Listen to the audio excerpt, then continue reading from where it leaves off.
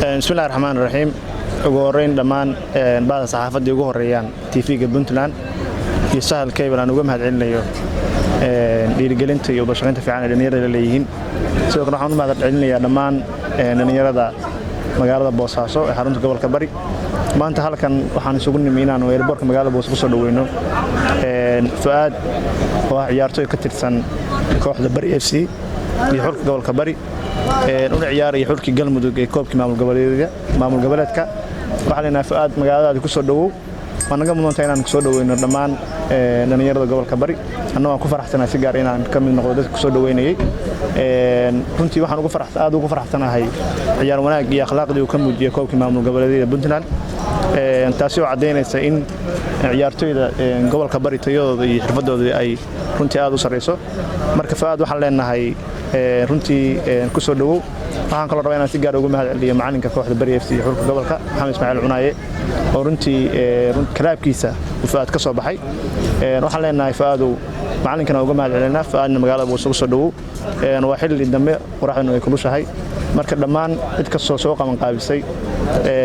kulankan lagu soo dhaweynayo Fuad waxaan leenahay waa maasantihiin anaguna kaliya waxaan awoodno oo runtii aan rabnay inaan waqtiga siino inaan soo dhaweynta qayb qaadano sidoo kale u mahadcelinayaa TV-ga Sahal Cable dhamaantiin waa maasan salaamu calaykum waraxmatullaahi wabarakaatuh iskale marka hore marka labaad waxaan u mahadcelinayaa TV-ga Puntland iyo sidoo kale Sahal TV iyo Baros oo runtii ah dhamaantood dad aad iyo aad mar walba ugu foogan oo ugu heelan inay barbar istaagaan dhalinyarada meelo badan nagala soo qayb galay oo aanan ku soo koobi karin halkan amaantooda waxaan leenahay idinkana waxa weey waa idin qabnaa inta kadib waxaan kale oo mahadcelinayaa cid walba oo soo qaban qaabisay kulankan muhiimka ah saaka waqti hore halkan soo istaagnay inta in ka badan Fuad uu naga mudnaa wuxuu ahaa haliyay noo maqan wuxuu ahaa nin dhalinyaro ah oo runtii ciyaar wanaag iyo xirfad aanu awalna ku ogeyn markii uu jaaniskiisa helanay ismuujiyay run ahaantii waxa weeye message bay ahayd oo ay gobolka Bari uu diray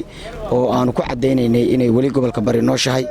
in ay ciyaartoy noocan leedahay inay dad badan oo hibalihi ay ku jiraanin sida sanadkaba soo dhalaashay waxa waaye wax badan oo maaragtay qabsoomay baa jiray insha Allah waxaan rajaynaynaa kuwan iyo kuwa ka badan inaanu ka heli doono daafaha magaalada hadda waxa soo socda tartamo waxaan rajaynaynaa insha Allah bidnillah kariim inaanu helo ciyaartoy badan oo Fuad iyo Sakhraawi iyo raggi kale oo maamul goboleedka ka soo muuqday la mid ah halkana waxa jooga dibadda taagan dhalinyarada magaalada Boosaaso inteedii badnayd insha Allah bidnillah kariimyadana waan sii mari doonaa waxaan leeyahay mar labaad ku soo dhawow gacmo furan dhalinyaradaadii magaaladaadii kooxdaadii waxaan rajaynaynaa kulamadu inay inta ka ballaartaaniin inaan si gaar ah maaragtay waxa weeye aan kulamo kale kuugu qabanno inaan ciyaaro kuugu qabanno waxa weeye wax kasta oo karaankayaga baanu samaynaynaa oo aanu ku weyneyn karno wixii aad qabatay oo aanu kugu dhiirigelin karno oo aanu ku barbar taaganahay soo dhawow mar labaad iyo mar saddexaadba cid walbana ugu mahadcelinaya oo ka qayb qaadatay bismillaahi raxmaani raxiim waxaan halkan u taaganahay inaan soo dhaweeyno laacabka kooxda Bari FC iyo gobolka Bari Fahad oo cadar ka muujiyay maamul goboleedka Galmudug waxaan kaloo aad ugu mahadcelinayaa dhalinyaradii soo abaabushay madasha sharafta badan iyo in si fiican loogu hagarbaxo saaxiibkan marna walaalkan Fahad waxaan leeyahay magaalada ku soo dhaweeyo gobolkaagii bismillaahi raxmaani raxiim dhamaan waxaan salaamayaa ummadda Soomaaliyeed meel kasta ay joogto qaar ahaan waxaan salaamayaa ummadda reer Puntland anigoo ku hadlayo afka dhalinyarta barakacayaasha kaamka boqolka Boosh gudoomiyaha dhalinyarta kaamka boqolka Boosh halkaan waxaan ugu soo banaan baxnay walaalkeena Fuad Cabdirashiid Dable halkaan ugu soo banaan baxnay annagoo ku soo dhaweynayno safarkiisa uu ka yimid Muqdisho in muddo walaalkeen kor u dhowraneynay inuu maalin una soo gaaro maanta waxaan halkaan ku soo dhaweynay walaalkeena Fuad waxaan leenahay Fuad soo dhawow alxamdulillah waxaan naga qayb qaadatay mas'uuliyiin badan oo sports ka tirsan waxaan si gaar ah ugu mahadcelinayaa baahda saxaafadda meel kasta oo joogaan Puntland TV iyo Sahal TV waa maasantiin idin leeyahay sida wacan oo nolosha shaqaysan had walba oo garab istaagtaan noogana qayb qaataan arrimaha sportiska waxaan si gaar ugu mahadcelinaynaa gudoomiyaha Muuse oo markasta asagana garab taagan markaan qabanayno howlaha dhalinyarta asagana sida hawsha loo idmaday si wanaagsan nooga taageero waana maasanyahay gudoomiyaha hawsha loo idmaday si wanaagsan ayuu soo baxaa waxa kale oo halkaan nagula sugan rag mas'uuliyiin aad iyo aad u badan ayagana waxaan ugu mahadcelinaynaa garbuuxayna soo garbuuxiyeen iyo soo dhaweyntii waqtiga badneed naga qaadatay oo inala soo dhaweeyeen saaka waqtigan soo baxnay ilaa xilliga waxaan suugaynay walaalkeen intaana waxaan ugu jirnay dadaal iyo niyad asaga u hayno marka waxaan leenahay Faad Cabdirashiid Dawle ku soo dhawow gacmo furan walaalaha ku soo dhawow magaalada Boosaaso لله رب العالمين وبه نستعين على الدنيا والدين وصلى الله على سيدنا محمد وعلى اله وصحبه وسلم اجمعين اما بعد ان aad u mahadsanyihiin mas'uuliyiinta xagga iskugu timid waxaan aad u soo dhaweynayaa in soo dhaweynta walaalkeena isboortiga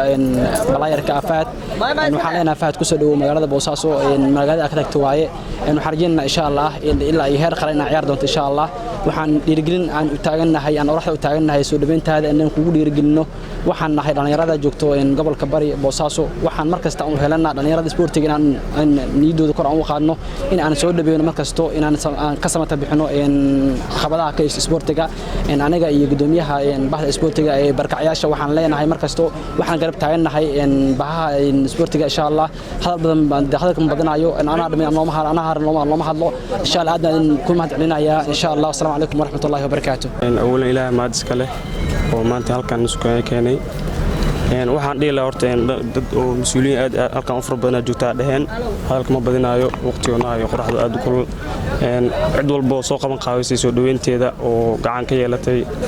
waxaa ugu mahad celinayaa sida qoraxda badan ay soo dhaweyseen waxay dareensiseen in magaalada aan dad aan ku leeyahay oo garbeeyga waxaan leeyahay waa maasantiin kunii ku jar waan niga qabaa fiiqo waxa soo dhaweynayaa Faad Cabdirashiid Dawle oo noo imaaday maanta Boosaaso saxaabtiisa dib ugu soo laabtay soo dhawaa Faad soo dhawaa ku baahanaa dalkaaga iyo aniga dhanna ku baahan si wanaagsan kugu soo dhaweynayna saxaabka aniga magacayga Muniisa Cali Macalin maanta xamaasadeeda lama soo koobi karo walaalkeen intaas naga maqanaaya maanta ku soo dhaweynayna magaalada Boosaaso marka soo dhawaa kulana soo dhawaa shacabka ku baahan magaalada Boosaaso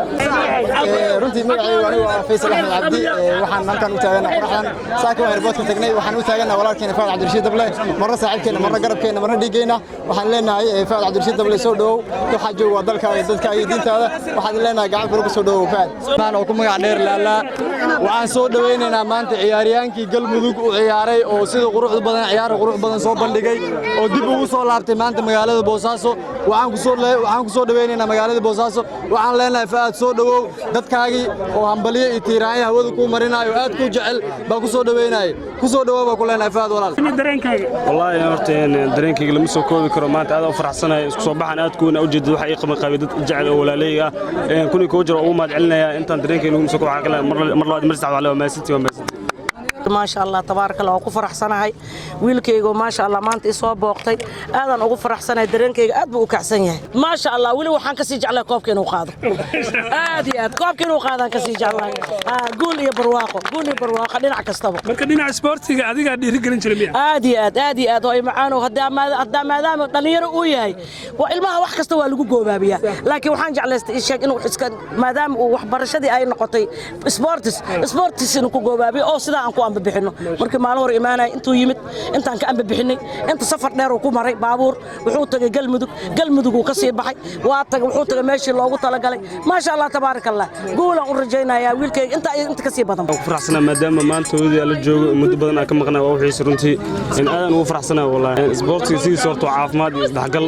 waa u jeedaa maanta waxaan dad waxay isku soo bixin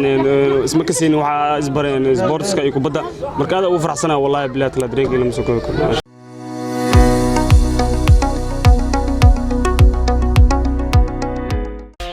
ku xirnow IBS Bank goob kasta iyo goor kasta adigoo isticmaalaya IBS Mobile Banking degso application-ka oo isticmaal adeega IBS Mobile Banking si aad u isticmaasho application-ka fadlan kala soo deg Google Play ama App Store-ka ku qoro IBS Mobile Banking kadibna guji install si aad ula soo degto app-ka haddaba ka isticmaal teleefankaaga adeegyada IBS Bank